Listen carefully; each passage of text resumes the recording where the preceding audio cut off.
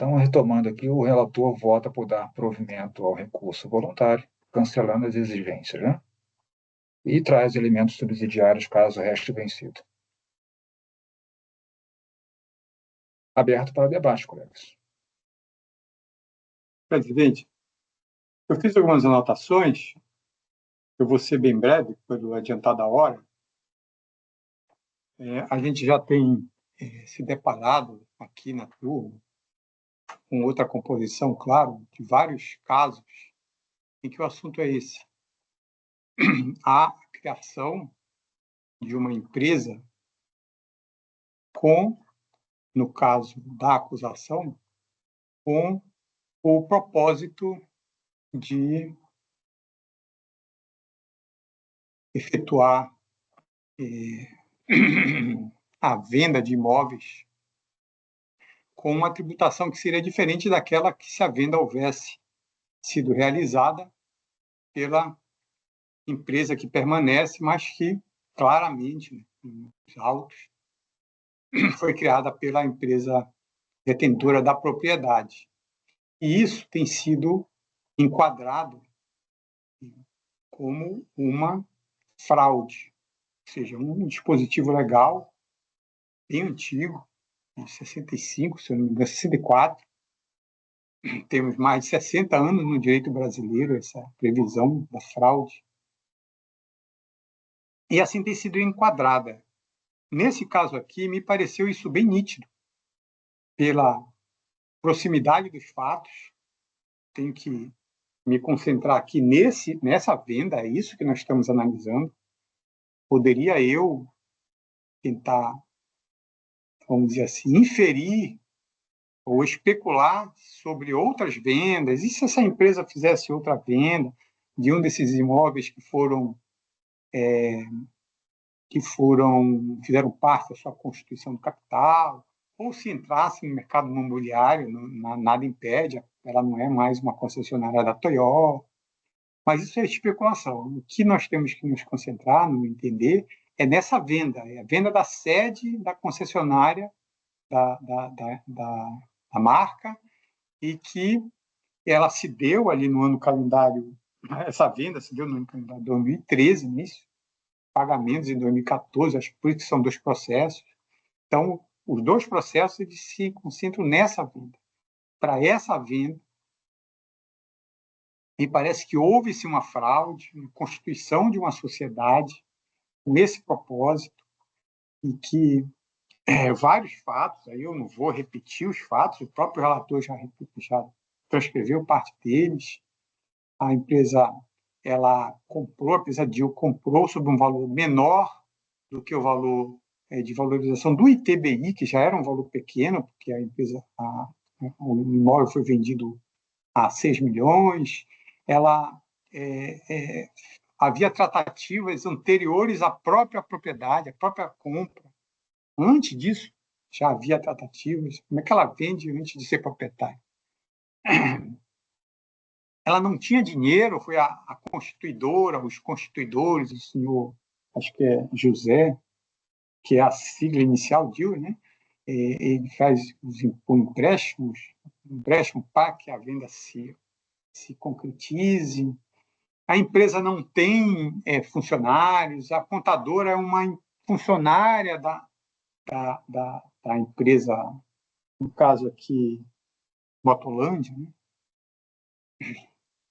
São vários fatos, na verdade.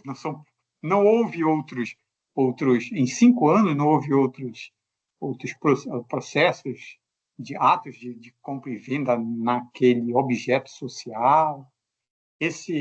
Essa proibição da marca de que a empresa não poderia fazer a compra, a empresa não poderia ter aquele objeto social, mas ela poderia fazer compra e venda, ela pode, sem problema nenhum. Ela pode, claro, que ela teria que, como optante pelo lucro real, fazer uma compra e venda, pegar esse ganho de capital e adicionar. Agora, se ela constituir fraudulentamente, como fez uma outra empresa, aí tem uma outra configuração, vai pagar muito menos imposto, que é o lucro presumido de uma empresa que pretensamente exerce atividade imobiliária, e seria um bem que estaria no seu ativo circulante, ou seja, tudo fachada, tudo, na minha opinião, tudo fachada, uma fraude. Houve o conluio com a DIL, né, que foi a empresa constituída para esse fim. Então, acredito que aqui, nesse caso, nessa venda, isso está muito claro, né? Deve-se aplicar a lei do ato, né? A lei do tempo, no caso, rege o ato. Para esse 2013, está muito bem configurada, não preciso dessa legislação aí do planejamento tributário abusivo. Isso aí foi colocado como um reforço, reforça. Aqui na emenda é colocado isso, né, que se caso desse ganho de capital e dessa constituição de uma sociedade, ela uma caracterização de fraude, procurou a empresa se evadir da devida apuração e aí colocou-se na emenda, reforçando pela ausência de propósito negocial. Então, há, né, na nossa legislação todo um normativo, inclusive na legislação tributária, nem para o Código Civil, no meu entender, que empresta a base para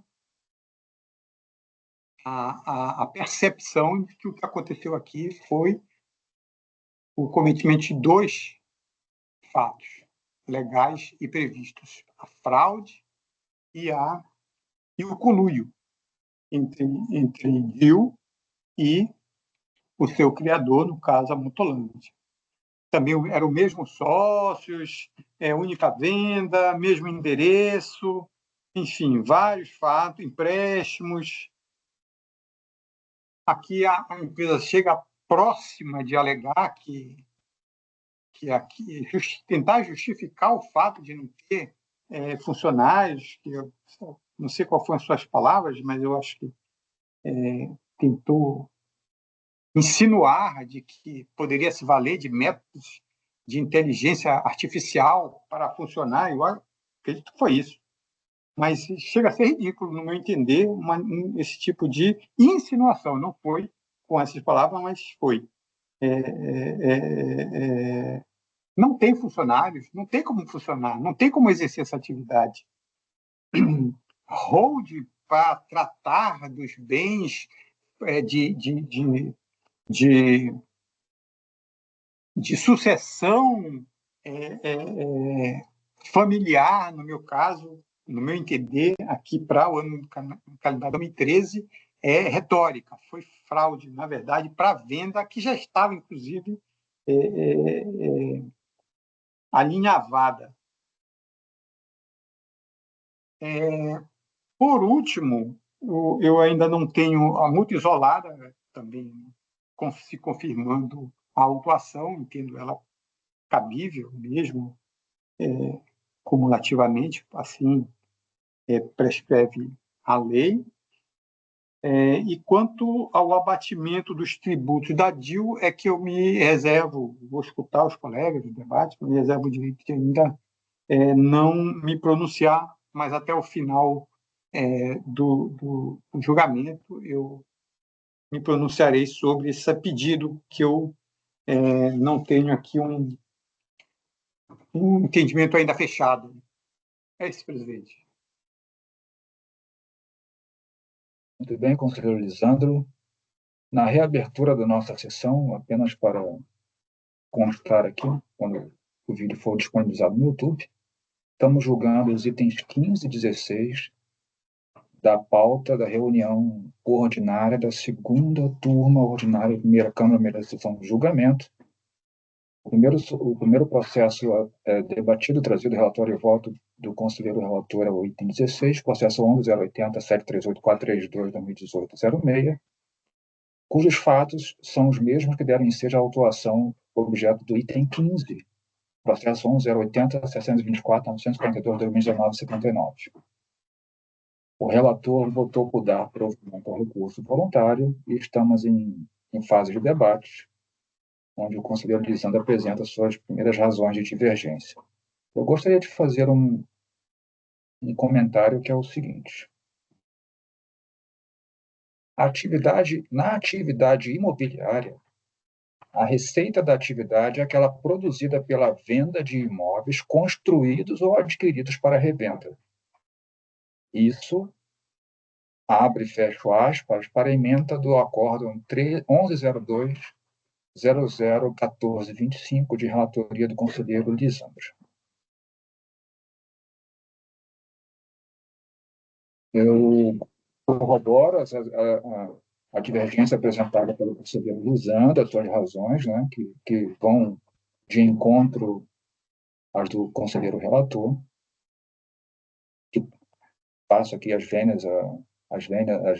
elogios novamente ao voto do relator, que dentro da sua perspectiva de análise do caso, traz um voto também consistente e brilhante. Mas um dos argumentos trazidos pelo conselheiro relator, eu gostaria de fazer um comentário até de certa forma jocoso, me desculpe. Não ao conselheiro, mas a justificativa trazida pela recorrente, de que ela é refém do que determina a montadora. Eu vejo aqui que, nesse caso, a concessionária fez um exercício de premonição ao transferir o bem, que era a sua antiga sede bastante antiga, utilizada desde maio de 1997. Não foi um imóvel construído para venda, não foi um imóvel adquirido para venda. Foi um imóvel onde ela exercia a sua atividade operacional de compra e venda de veículos, novos e usados, de peças e prestação de serviços. Um imóvel destinado ao exercício da atividade operacional da empresa, desde maio de 1997. Esse imóvel foi vendido, entre aspas, e esse aspas também é utilizado no relatório, que por sua vez se socorre do TVF, em outubro de 2013. Foi transferido da autuada para a DIL em outubro de 2013. E a carta da montadora é de dezembro de 2013, mais precisamente 2 de dezembro de 2013. Então, esse argumento de que é refém dos mandos e desmandos da montadora é completamente inútil, a menos que tenha exercido mesmo a premonição do que viria a ser demandado na alteração do objeto social da entidade. Dito isso, né, ainda que a determinação da montadora viesse antes da transferência, muito bem abordou a situação o conselheiro Lisandro. Não é o exercício da atividade imobiliária que a GIL efetuou, que a autuada efetuaria se vendesse ao terceiro, que essa sempre foi a vontade. É a alienação de um imóvel próprio, que não foi adquirido para revenda, não foi construído para revenda, não é exercício de uma atividade imobiliária. Né? Mas, de fato, tem que aplaudir a recorrente, porque ela consegue prever o que a montadora vai demandar no futuro. Presidente, só deixa eu esclarecer aqui, né? A, a recorrente ela não junta aos autos o contrato de concessão. Tá? Existe na origem um chamado contrato de concessão entre a montadora e a concessionária. Tá? E, acima de tudo, vai regular as dinâmicas sobre os direitos de exploração da marca, tecnologia, distribuição de produtos exclusivos, etc, etc, etc. Né? Algo assim próximo ao que a gente conhece de um contrato de franquia, mas muito mais complexo e setorial, né? Que é montadora de veículos. Então, na verdade, essa exigência, isso eu conheço da advocacia, da minha vida profissional, tá? E posso falar com certeza, tá? Essa exigência, né, da montadora frente à concessionária de não exercer atividade imobiliária, isso é praxe, tá? Então, independentemente até dessa notificação que eu trago no meu voto, né, essa impossibilidade de se exercer a atividade imobiliária, isso já era conhecida da recorrente desde lá do início da celebração do contrato de concessão, tá? Outra coisa, só para tentar esclarecer também e subsidiar aqui os colegas ao debate, né? quando a gente constitui holdings familiares, tá, e patrimoniais, mas olhando para estruturas de família, tá, familiares, no ato constitutivo dessa pessoa jurídica, a gente se vê obrigado a arrolar no objeto social, taxativamente, ostensivamente, todos os quinais, tá? A gente termina se obrigando, presidente, a colocar, na maioria dos casos, talvez mais de 90% dos casos, né, essas atividades comerciais, até que o senhor bem pontuou aqui, com seus respectivos quinais, tá? Não existe um KNAI próprio de holding familiar, não existe, né? Existe KNAI de administração de imóveis próprios, compra e venda de imóveis terceiros, aluguel, corretagem, etc., né? E tem também de participação em outras sociedades, né? Uma holding pura seria aquela que participa de outras sociedades na condição de investidora, né? Participa do capital de outras sociedades. Aí tem o KNAI de participação em outras sociedades. Mas a gente se vê obrigado na prática, né? A incluir esses quinais, né, que refletem exatamente essas atividades econômicas. Então, quanto a isso, em termos de direito societário, eu não vejo nenhum problema. Tá? Quando a DIL, né, já proprietária do imóvel, objeto da lide, né, ela vende, aliena, né, para a HMM esse imóvel, né, é uma venda totalmente válida, regular, inclusive dentro do escopo do seu objeto social, tá? E aí, sendo uma venda dentro do seu objeto social, contabilmente pode ser, a meu ver, tranquilamente caracterizada como uma venda operacional, né? E aí, dentro do lucro presumido, tributada pelo lucro presumido, tá? Claro que aí, de novo, a gente volta lá atrás, né? Na Constituição da DIL, né? Que aí, fazendo até um esclarecimento aqui a posição bem sustentada pelo conselheiro Lisandro, né, na sua visão, que aí, quais seriam as razões da constituição da DIL, né? Seria unicamente para vender o imóvel sede para ter ganho tributário no lucro presumido? É isso que eu tentei, me esforcei aqui para tentar explicar que não, tá? Quero ressaltar isso, que não. Primeiro, pela razão, para mim, clara aqui, que nós estamos diante de uma situação familiar. Tá? Não é caso de grupo econômico, é caso de grupo familiar, que justifica, né, a constituição da DIL enquanto holding. Tá? E segundo, porque o contexto maior envolve 13 imóveis, tá, colegas? Quero deixar bem claro isso, ressaltar esse aspecto. São 13 imóveis, mais de 10 imóveis, tá? Claro que o que foi problematizado é o imóvel principal, ok, né?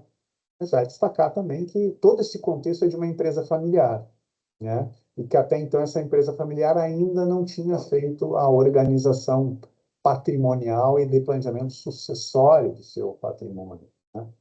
Então, só para tentar destacar novamente esses aspectos que, a meu ver, né, então, reforçaria a presença de uma holding familiar com peculiaridades aí próprias, né, do caso, tá? Presidente, obrigado. Ótimo. E só em relação ao abatimento do valor pago pela DIL em razão dessa operação, eu entendo como perfeitamente cabível. Tá? Concordo com o relator nesse aspecto.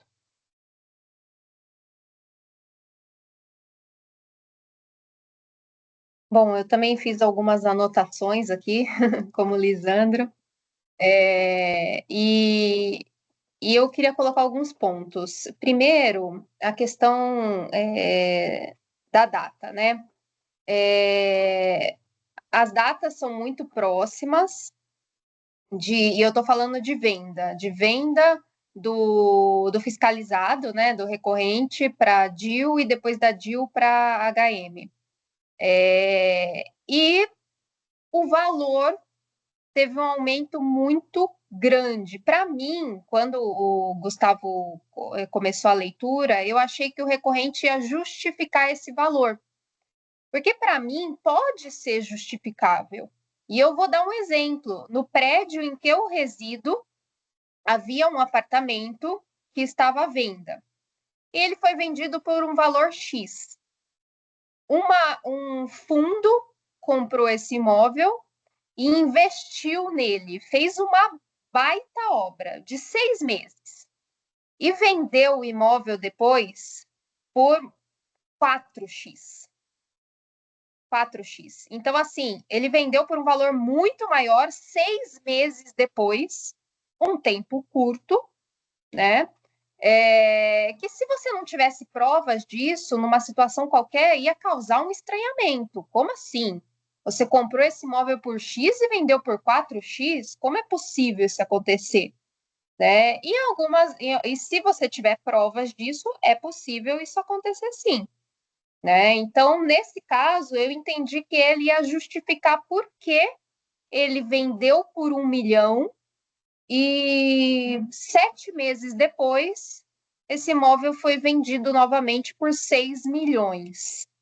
Para mim, esse era o ponto nodal, assim, que demandava uma argumentação, uma justificação por parte do recorrente.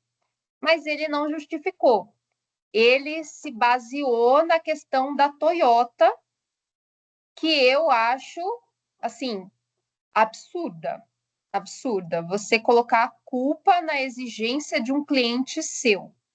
E, além disso, a exigência dizia respeito a tirar do objeto social.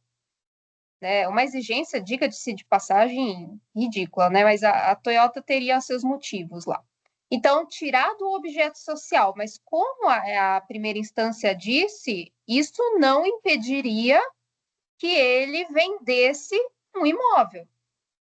Isso era só que ele tirasse do seu objeto social. Então, ele justifica que essa venda passou pela DIL, pela JEW, justamente porque ele não podia vender esse imóvel diretamente. Então, ele justifica, assim, para mim, ele assume que a venda era para ser direta para a HM. Ela só não foi, para mim, nesse momento, em vez de fundamentar a favor dele, ele fundamentou contra ele.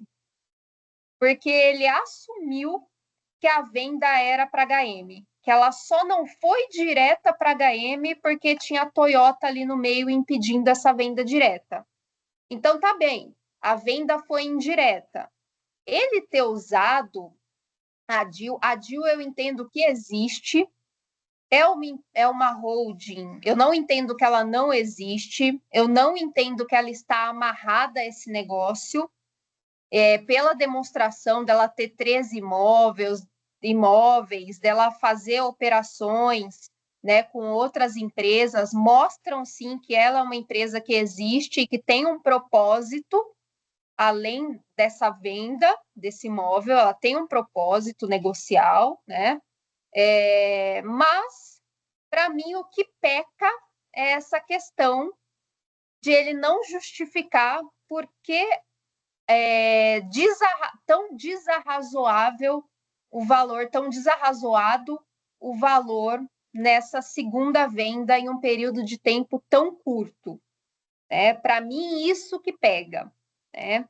E aí, eu não me filio à tese, à teoria do propósito negocial, eu faço as mesmas críticas que o Gustavo faz, aliás, o seu voto a respeito disso é maravilhoso, Gustavo, eu adiro a ele totalmente, eu entendo que aqui não é caso de falar se teve propósito negocial ou não, mas a legislação, como o Lisandro falou, já traria normas suficientes para que a gente pudesse aplicar ao caso e entender que houve aí um desvio, né, a respeito do objetivo que ele mesmo assume, que era fazer a venda direta para a HM. Então, um desvio de finalidade, um desvio ali no caminho, que deve ser desconsiderado. Agora, eu não entendo que houve fraude, porque as informações foram declaradas, foram registradas, foram escrituradas, foram devidamente contabilizadas, tanto na primeira perna como na segunda. Então, eu entendo que não houve nenhuma situação de omissão, de fraude apta a justificar a aplicação da multa qualificada. Né? Então, eu entendo que houve aí um abuso do contribuinte, né, não justificado, poderia ser justificável, é uma situação justificável, mas não foi justificada. O único argumento que ele usa, para mim, é contrário a ele. Mas eu afastaria a questão da fraude. Era isso. Desculpa por ter me alongado. Obrigada pela palavra, presidente.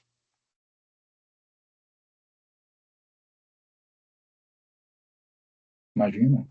Pois não, conselheiro Ronei. Tá sem o microfone. Vou procurar ser bastante breve aqui nas considerações. Primeiramente, queria cumprimentar e parabenizar o voto do conselheiro Gustavo, principalmente nas razões de direito comparado que ele traz. Eu acho realmente bastante inovador, pelo menos para mim. Mas, assim, uma das ressalvas que eu gostaria de fazer é, a partir do momento que ele faz a análise, e aí eu até explicitar por que eu estou mencionando isso, com relação ao esvaziamento, de certa forma, ou até a um pouco da alteração que está disposto no artigo 966 do Código Civil, que ele traz justamente o conceito de empresário, define a partir desse conceito a amplitude desse conceito sobre os critérios da habitualidade, da pessoalidade, da especialidade, da atividade econômica e a circulação de bens e riquezas, ou pelo menos a prestação de serviço, né?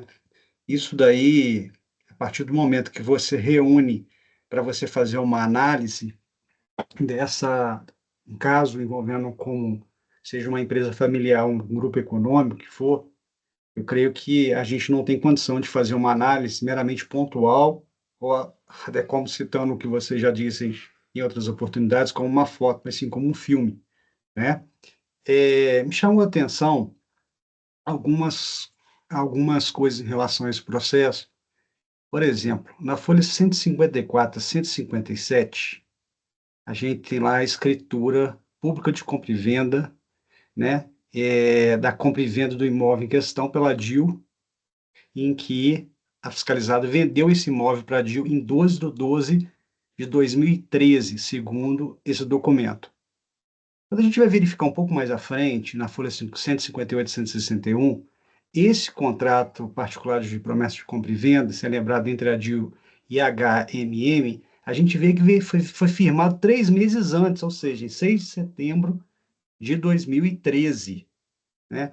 Quer dizer, esse descasamento de data e automaticamente essa ausência de justificativa, né, para não venda direta, ou às vezes até essa combinação que foi realizada entre a própria DIL e a contribuinte em questão, é um tipo de operação que, na verdade, que possa haver mero descasamento, se a gente analisar de uma forma singular, mas se você analisa de uma forma como um todo, quer dizer, toda a estrutura envolvida, né, do próprio esvaziamento do conceito do que é empresa, né, que simplesmente todos aqueles pré-requisitos que são direcionados a partir do artigo 966 do Código Civil, ele tem os seus desdobramentos a partir da nova teoria da empresa, não mais do comércio em si, né? Isso me chama um pouco a atenção, visto que existem alguns atos dentro desse período que a gente está até chegar efetivamente à venda desse imóvel, que me chamou bastante atenção, não se a gente analisar de forma fragmentada, né? Uma empresa, ela pode não ter funcionário, pode, dentro desse conceito bastante evoluído que existe em relação às empresas de tecnologia, de não ter funcionário, ter uma estrutura meramente como uma box, né? Para efetivamente poder resultar em alguma transação? Até acredito que sim. Agora, se a gente analisar todas essas etapas de forma fragmentada, como foi feito, com bastante afinco, mas a gente enxergar como um todo, eu acho que a gente perde um pouco o objeto em relação do conceito e da necessidade da figura dessa empresa dentro da estrutura familiar que não fosse única e exclusivamente para atingir essa finalidade. Eu não vi nenhum outro contrato de locação, eu não vejo nenhum outro, por exemplo, nenhuma outra operação comercial que se justificasse além dessa. Enfim, eu acho, propriamente dito, que a gente sempre está. Eu sempre busquei algum outro elemento que não fosse fixado apenas, única e exclusivamente em caixas, conforme foi elencado dentro do voto, mas analisando como um todo. E essa é a minha grande preocupação quando a gente analisa o todo, para a gente justamente justificar a figura e a manutenção dessa empresa dentro dessa estrutura.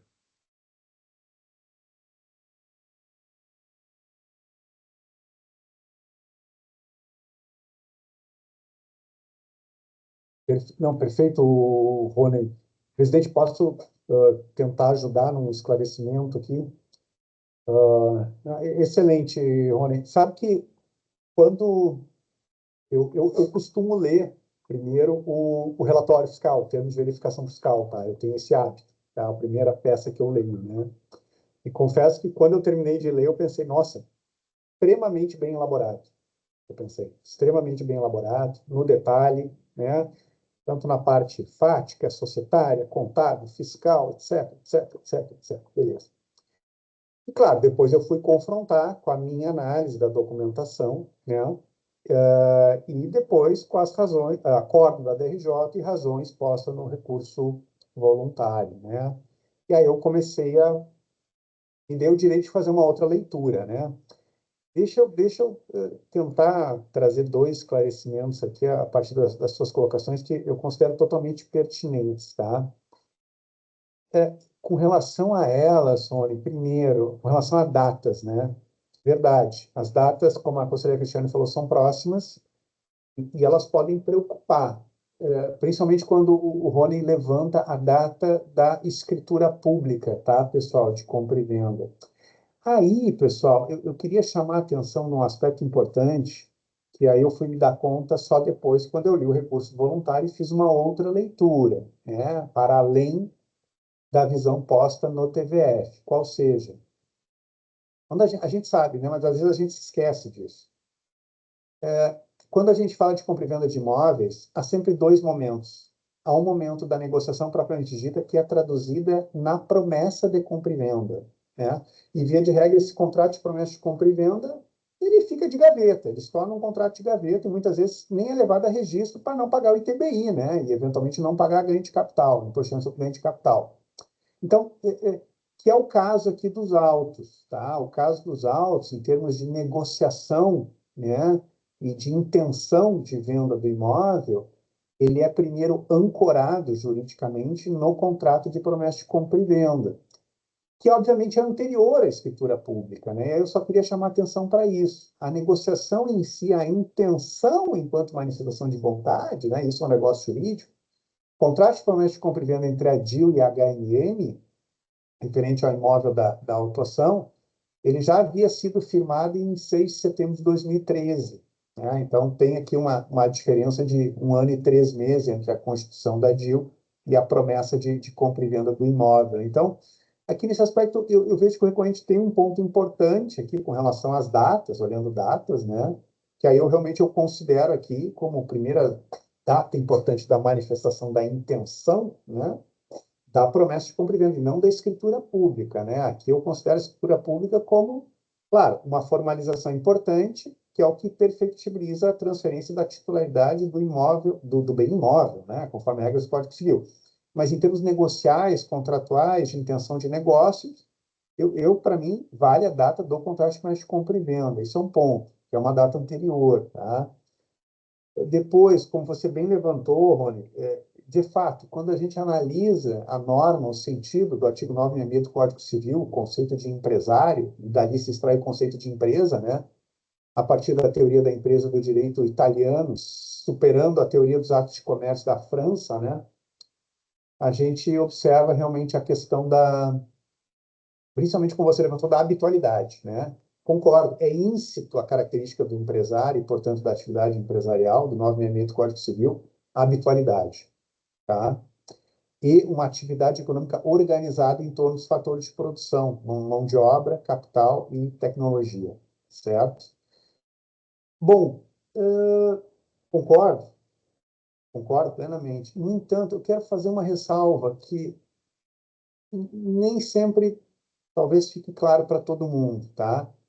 Eu reitero um pouco o meu posicionamento com relação a holdings familiares. Quando a gente trata de holdings familiares, eu queria enfatizar isso.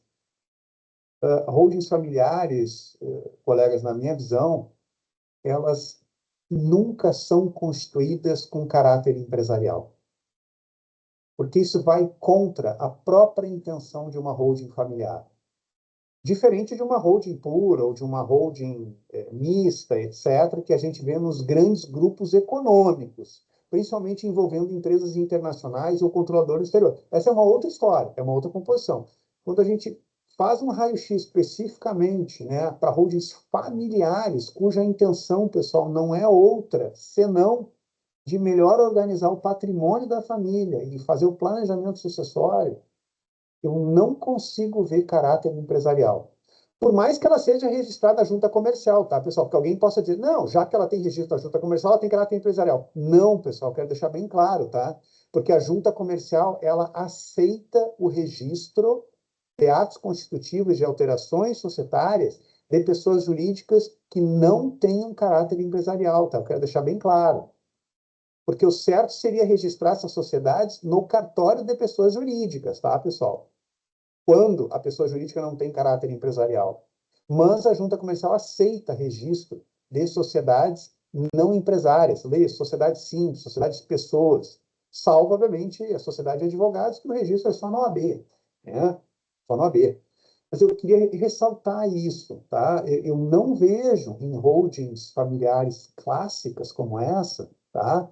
Deixando um pouco de lado a variável da fraude, né? Colocando um pouquinho de lado, de banho-maria, a variável da fraude, tá?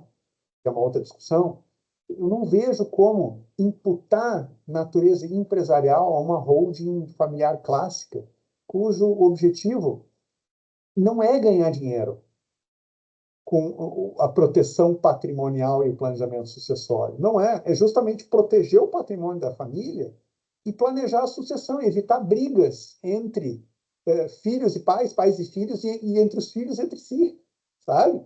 Então, isso para mim não tem como ser caráter empresarial, tá? Até porque não existe qualquer atividade econômica que possa se dizer organizada em termos de fatores de produção. Claro, quando a gente bate o olho no objeto social, a gente vê diversos quinais, né? E alguém poderia dizer, pô, já que tem um monte de quinai, aqui tem atividade econômica. Não, ok. Em termos literais, dogmáticos, até tem atividade econômica, mas não a ponto de ser uma atividade econômica organizada em torno de fatores de produção, como se a empresa fosse. Concluindo, né, eu não consigo ver holdings familiares clássicas como essa, né, com natureza empresarial. E onde é que eu quero chegar com isso? Se eu parto dessa premissa como verdadeira, eu automaticamente afasto a necessidade ou a exigência dessa pessoa jurídica ter uma regularidade de vendas ou de aluguéis. Porque o objetivo não é esse. O objetivo é fazer a proteção patrimonial e o planejamento sucessório. Certo? Só para fazer esse... Claro, estou só reforçando o meu posicionamento, mas eu entendi o que o conselheiro Rony falou. Obrigado, presidente. Bom, eu queria colocar só mais um adendo ao que eu falei antes, né, que eu tinha esquecido de falar desse ponto, mas primeiro repisando que eu não entendo que há problema na constituição da holding familiar, holding patrimonial, eu entendo que ela foi constituída, ela tinha muitos imóveis, 13 imóveis é bastante coisa, então ela tinha um motivo para existir, independente dessa operação, não entendo que está amarrado a essa operação, a constituição da holding, tá? Isso eu quero que fique bem claro. Mas outros elementos dessa operação mostram que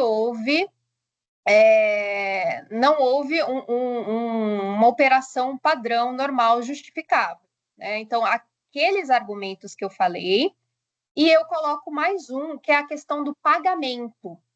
Nesse tipo de operação, eu sempre busco olhar como se deu o pagamento. E nós tivemos, então, duas pernas. A primeira, que é a venda do imóvel da recorrente para a JTW, e a segunda, que é a venda do mesmo imóvel da JTW para a HMM. Quando nós tivemos a primeira venda, eu fui ver se teve pagamento, e não teve pagamento. A recorrente contabilizou como empréstimo, como se ela tivesse emprestado R$1 milhão. Então, ela contabilizou como empréstimo, não houve pagamento, então, na primeira perna. Na segunda perna, e aí qualquer coisa você me corrija se eu estiver errado, tá, Gustavo? Mas eu fui buscar essas informações no processo. Na segunda perna, a HMM pagou, e aí o termo de verificação fiscal, ele registra as datas dos pagamentos. Primeiro ele pagou 2 milhões e tanto, depois ele pagou 900 mil, depois tanto. E as contas, os ajustes ali, os registros contábeis mostram que na mesma data em que houve o pagamento de cada parcela da HMM para a JTW, esses valores foram repassados da JTW para a recorrente, na mesma data. Então, ela recebeu da HMM 2 milhões, na mesma data ela repassou o valor para a recorrente. Na semana seguinte, ela recebeu 900 mil. Na mesma data, ela fez a transferência para a recorrente. Então, assim, quem recebeu efetivamente, no final, o valor de 6 milhões do imóvel foi a recorrente. Por que ela recebeu? Mais uma vez, porque essa venda era para ter sido direta da recorrente para a HMM. Passo a palavra para o Lisandro. Queria ter uma filha com essa inteligência toda, essa percepção. E, presidente, eu ia até tirar a minha mãozinha aqui, porque eu citei alguns 5 pontos que eu acho que deveriam ser destacados, e um deles são esses pagamentos. E eu esqueci de falar. Então, mas eu mantive a minha mão, porque a minha interpretação aqui é um pouco diferente do da conselheira Cristiane. No caso, eu acho que o fato de, antes de ser proprietária, porque ela era proprietária só da moto para a Gil, só foi lá em 12 de dezembro. Antes de ser, ela já vendeu, ou seja, hoje houve um descasamento. Ela recebe esse dinheiro, repassa esse dinheiro para a Motolândia, a título aí de empréstimos, a título acho que teve um depósito que foi a título de distribuição de lucros, ou seja, a gente está vendo que isso aí foi repassado para fiscalizado. E qual a interpretação que eu faço disso? Bom, isso aí mostra que isso não se trata de um sigelo, uma singela constituição de uma hold para um planejamento sucessório familiar. Isso é uma fraude, e que o que estava se objetivando, na verdade, era o que já estava claro, na verdade, já tinham passos tomados nesse sentido, era de uma venda do imóvel sede da concessionária para uma empresa, acho que a HHM, só que de uma forma simulada. Então, eu faço uma interpretação um pouco diferente, que é para manter a autuação, mas com multa qualificada, porque isso há, sim, uma subsunção de fatos. E esse fato aí é um deles, claro, não vai para esse dinheiro, de que tratou-se aqui de um estratagema fraudulento.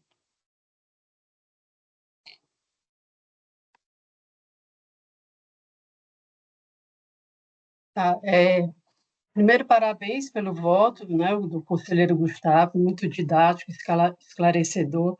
Agora, sim, eu entendo que realmente é legítima a constituição da holding familiar, lógico. Teve a integralização de 3 imóveis, né? Assim, eu entendo que ela existe, eu acho que isso é fato, que ela existe, dentro da liberdade do contribuinte, Mas a questão da venda em si, eu entendo como a conselheira Cristiane. Agora, no caso, como existem registros, tanto de uma ponta como com relação à outra, eu queria saber, nesse caso, conselheira, você afasta a multa? Porque, no meu entendimento, sim, é para ser afastada, porque existem os registros, existe. Qual foi? Eu não escutei o seu posicionamento. Isso, eu voto por afastar a multa qualificada. Eu entendo que não houve fraude, porque as informações foram todas registradas, declaradas. Tanto que foi a partir dessas informações que a fiscalização conseguiu anotar, né, perceber todas essas movimentações. Ah, tá. Ok, perfeito. Ok. Então, Obrigada. pessoal, mais um esclarecimento aqui, presidente. Mas eu entendi as ponderações de vocês, respeito, né? Com relação à dinâmica de pagamentos e fluxos financeiros, né? Concordo com vocês que tudo isso chama muito atenção, é verdade, e aí isso, né, dispara leituras diferentes, né? Com certeza leituras diferentes. E volto a dizer, quando eu li primeiro e unicamente o termo de verificação fiscal, eu estava totalmente alinhado com a fiscalização, estava pronto para negar provimento ao recurso voluntário, como vocês estão fazendo. Depois eu fui ler, com detalhe mais provas e tudo, né? E fui ler o recurso voluntário, revi provas, etc., né? Datas, né? Eu só queria destacar de novo também com relação a isso, quando eu revisitei, tá, pessoal? E boa parte desse fluxo financeiro todo dos pagamentos, tá, de fato se deu via empréstimos, tá? Mas eu quero deixar bem claro duas coisas. Primeiro, e consta, tem prova nos autos de que a Motolândia, que é a recorrente, tá, ela quitou prontamente os empréstimos, tá, que contraiu perante a DIL, e, inclusive, em 25 de setembro de 2014, conforme razão, a Motolândia pagou o que restava do empréstimo e zerou a conta, quitando o empréstimo que havia contraído perante a DIL. Tá? Isso é um aspecto importante, né, com relação, de fato, a esse fluxo financeiro por meio de empréstimos, mas, primeiro, todos os empréstimos devidamente contabilizados e todos os empréstimos foram devolvidos, tá? Foram quitados. E só uma segunda observação também, talvez de foro mais prático aqui, tá? É muito comum nesse tipo de grupo, tá? E aqui não estou nem falando em empréstimos intragrupo, tá? Estou falando de questões familiares. É muito comum nessas empresas familiares, né? E as estruturas às vezes se confundem muito, se confundem, né? E uma termina se suportando da outra ou se apoiando na outra para determinados momentos da sua atividade, seja empresarial ou não, ter mais fôlego financeiro. Então, esses empréstimos, ou essa dinâmica de empréstimo, ela ocorre também para gerar maior liquidez e fôlego financeiro uma à outra, tá? Isso é comum, tá, pessoal? Olhando especificamente, né, os empréstimos, não tem nada de errado nisso, tá? Nada. Até porque está tudo contabilizado, tá? Então, só queria fazer essa última ressalva também.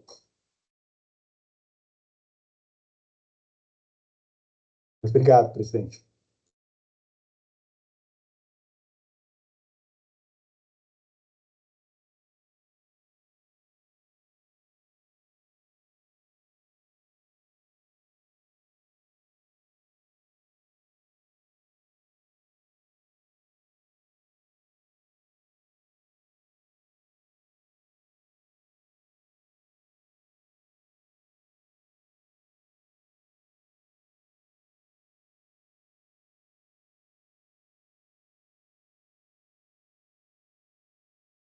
Me chamou bastante atenção aqui. Se você pegar uma operação aleatória contábil aqui, ela, no final de 2013, ela baixa do ativo não circulante dela um imóvel que ela vendeu por R$ 174.137,29. Logo na sequência, ela submeteu uma venda desse imóvel, quer dizer, ela revendeu esse imóvel por R$ 6 milhões. Quer dizer, eu achei isso eu estou falando um curtíssimo espaço de tempo, em 6 meses, né?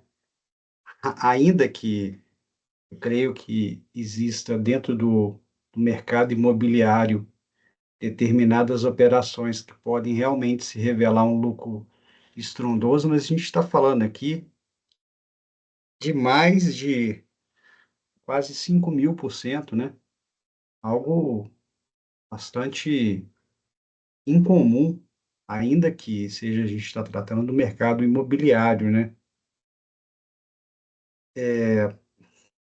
Eu realmente não consigo entender também a existência da DIL se ela pudesse efetivamente, ainda que a gente está tratando de uma holding familiar e partindo de todos os princípios considerados pelo relator, mas ainda que fosse uma holding familiar, propósito de existência da DIL dentro de certas operações, ou seja, se tornar rota de passagem de fluxo financeiro, né? E mais todos os outros elementos que foram considerados por todos os demais conselheiros aqui. Sim, é difícil realmente encontrar uma razão pela qual se subsiste, ainda como holding familiar, né?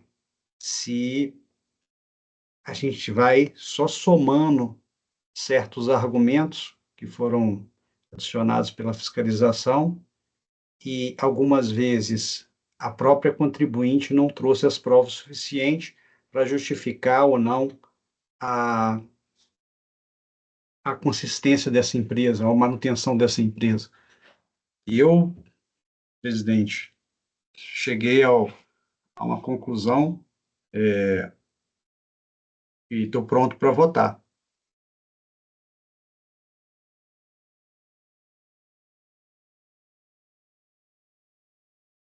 Perfeito. Então, o relator dá provimento ao recurso voluntário e traz questões subsidiárias, caso a sua compreensão em relação às exigências principais, nessas questões ele reste vencido. Bom, vamos votar por partes, acho que será melhor assim.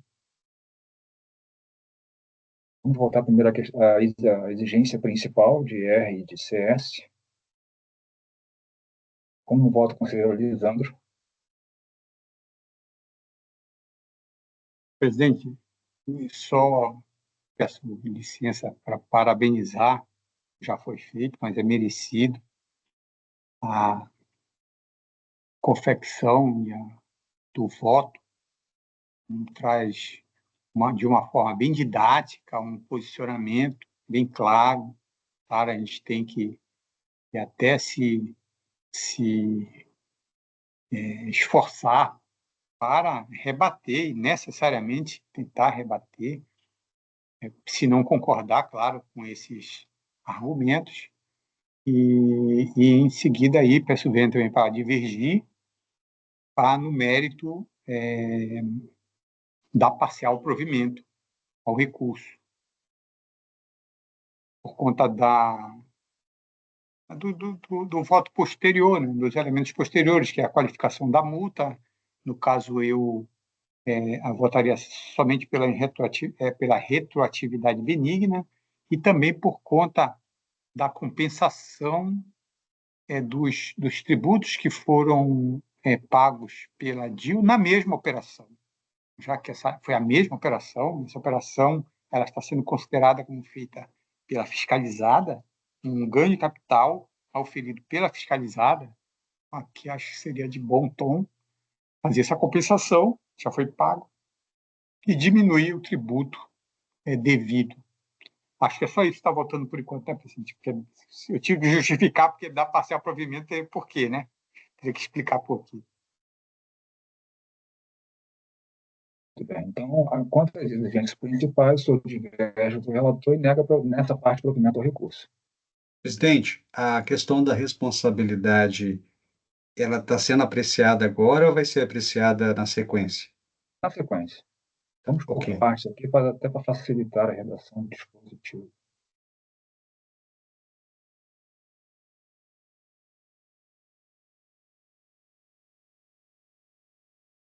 Um voto à conselheira Cristiane em relação à exigência principal. As exigências principais de R de CS. Ah, só a exigência principal? Isso, vamos por Eu, partes. em relação à exigência principal, eu acompanho a divergência. Muito bem. Conselheiro Rony. Eu também, presidente, acompanho a divergência e já, novamente, gostaria de parabenizar o relator pelo voto. Conselheira Andréia. Com a divergência. Também acompanho a divergência, de modo que resta vencido o relator, que afastava as exigências em sua totalidade. Né? Com relação ao abatimento de valores pagos pela DIL, da autuação fiscal, como voto, o Lisandro já antecipou que acompanha o relator nesse ponto, não é isso? Sem áudio, por favor. Acompanho o relator na diminuição, eu falei compensação, diminuição do valor já pago pela DIL. Conselheira Cristiane. Acompanho o relator. Conselheiro Rony. Igualmente, acompanho o relator. Conselheira Andréia. Acompanho o relator. Também acompanha, de modo que essa questão é dado provimento nessa parte por unanimidade.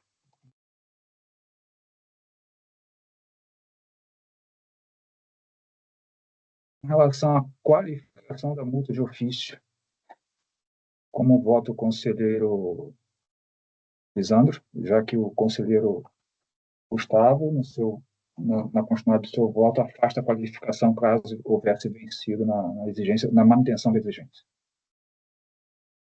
Presidente, com base no artigo 7.2, 4.502, restando configurada a fraude e o conluio, eu voto por manter parcialmente a multa qualificada para o patamar de 100%. Não sei se já está a votação disso também, né? Isso, sim. Conselheira Cristiane. Eu voto por afastar a multa qualificada. Ok. Conselheiro Rony. Eu voto pela retroatividade benigna em relação à multa qualificada. Ok. Conselheira Andréia. Eu afasto a multa qualificada. Então, o voto de qualidade, eu acompanho a divergência nesse ponto.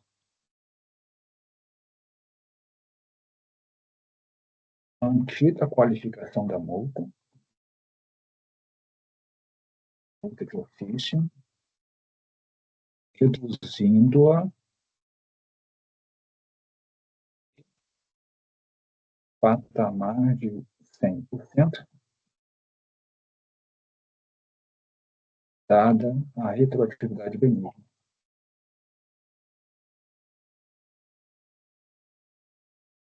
Lei superveniente. Vencidos os conselheiros Gustavo, Cristiane e Andréia, que davam provimento em maior extensão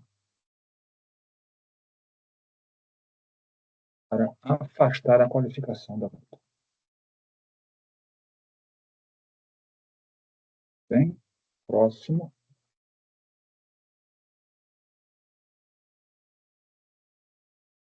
Então, sobre a questão da responsabilidade, ele não controverte, né? Não há nada no recurso voluntário sobre a responsabilidade.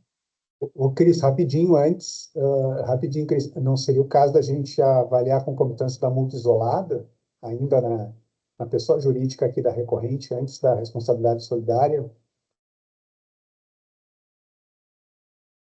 Como a responsabilidade há uma certa ligação com a manutenção da qualificação da multa, né? Não necessariamente, eu não vejo que só há responsabilidade atribuída a terceiros quando se mantém uma multa qualificada, eu não vejo a necessidade disso, a obrigatoriedade disso, na verdade. Há circunstâncias em que o colegiado, até mesmo nas ações fiscais, terceiros são responsabilizados sem que a multa seja exasperada. Mas como há, via de regra, uma conexão entre responsabilidade, dolo, fraude, conluio e tudo mais, eu prefiro que voltemos à questão da responsabilidade primeiro, e a questão da multa isolada é bem tranquila de votar. Podemos até antecipar a votação na multa isolada, não tem problema. Ok, se quiser antecipar, não tem problema.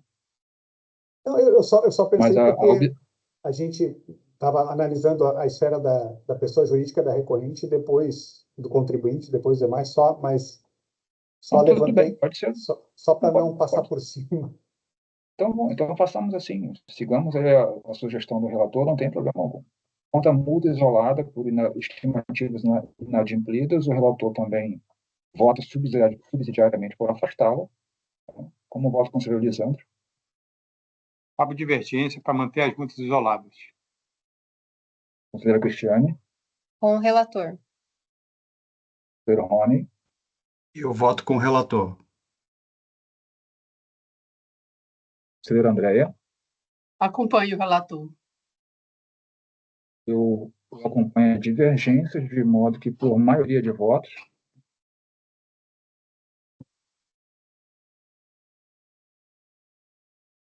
para cancelar a exigência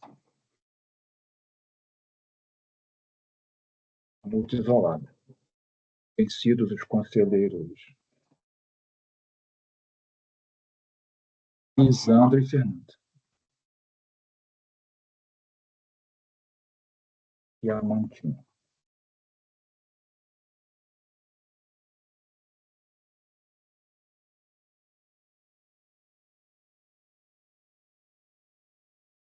Fecha a responsabilidade imputada, ou não.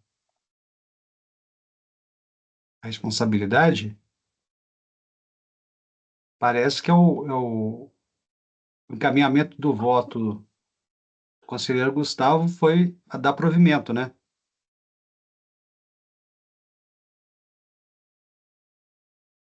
Sim, conselheiro Rony. Também estou dando provimento aos recursos dos responsáveis solidários, afastando a responsabilidade solidária. Sim.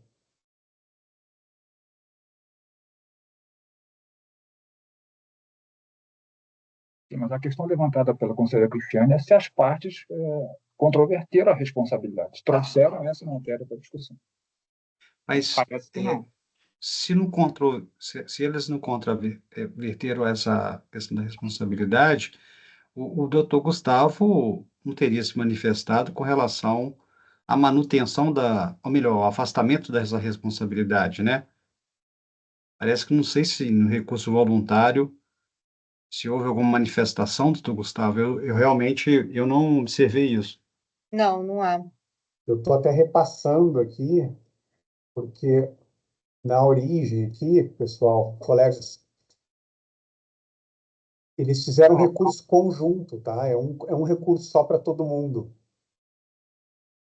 Então, tudo bem, mas eles chegaram a abrir algum item se contrapondo a essa questão da responsabilidade dentro do mesmo recurso?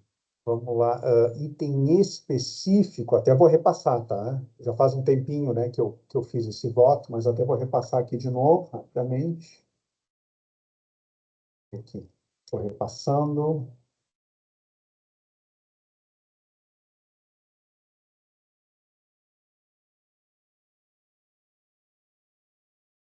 Diárias de mérito.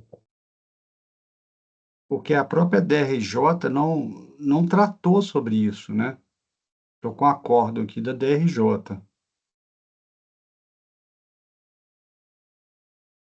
Não, de fato, não tem tópico específico apartando a responsabilidade solidária.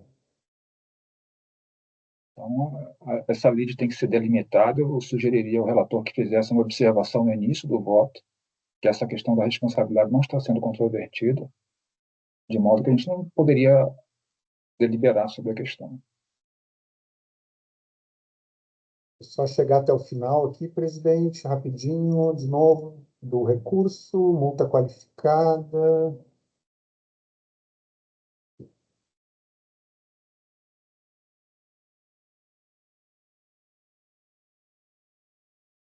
Multa isolada. Já estou chegando ao final. Eu me senti na responsabilidade de repassar isso aqui.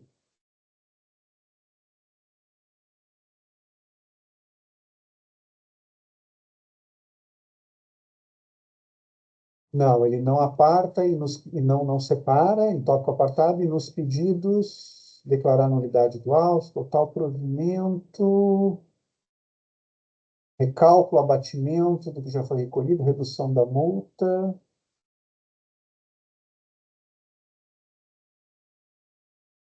Não, não faz. Não. Não controverte expressamente.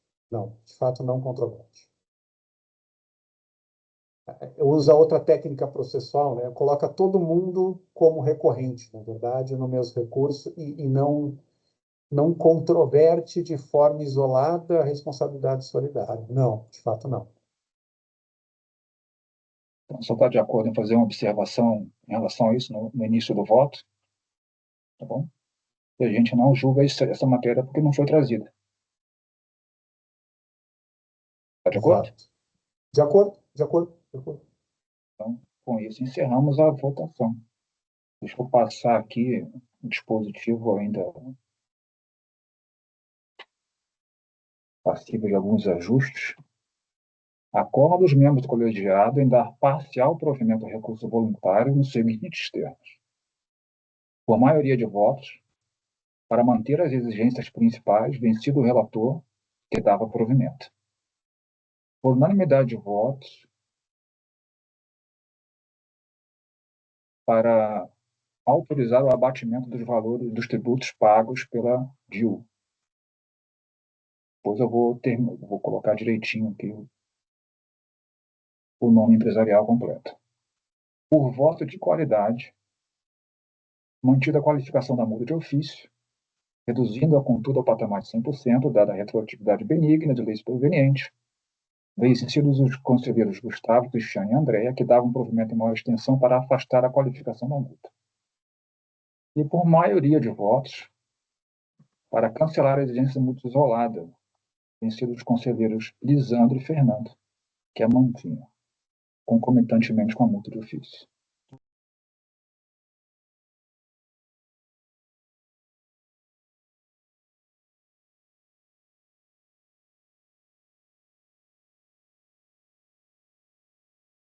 O voluntário, para a redação do voto vencedor, preferencialmente entre os que...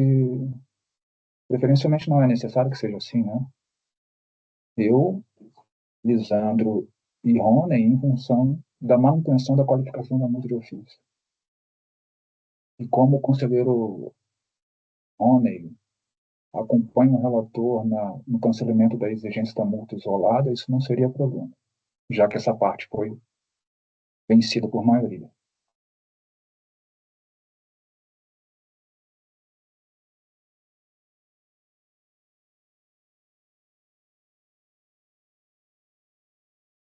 Pode ser o conselheiro Rony, o relator, redator do voto vencedor? O voto vencedor da parte da multa, da concomitância da multa? E da própria manutenção da exigência, que o relator foi vencido. Não, peraí, ele foi vencido só na qualificação, não foi? Não, Na exigência também. exigência também. O voto dele foi por dar provimento integral ao recurso. Pois é, no caso do voto vencedor seria com relação à questão da multa isolada, e A multa isolada, não.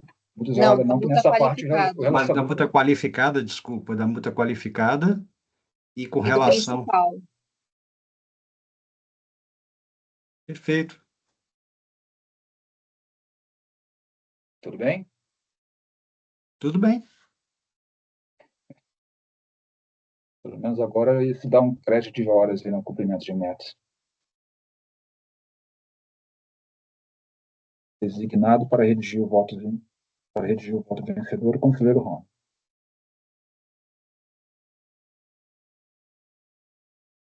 Regimentalmente, qual o tempo que nós temos? 15 dias, né?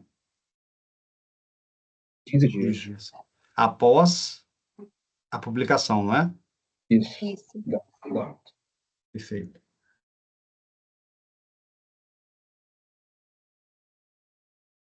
Muito bem, pessoal. Encerramos, então, a nossa sessão de hoje. Agradeço a todos por persistirem aqui até agora 19 horas. Né?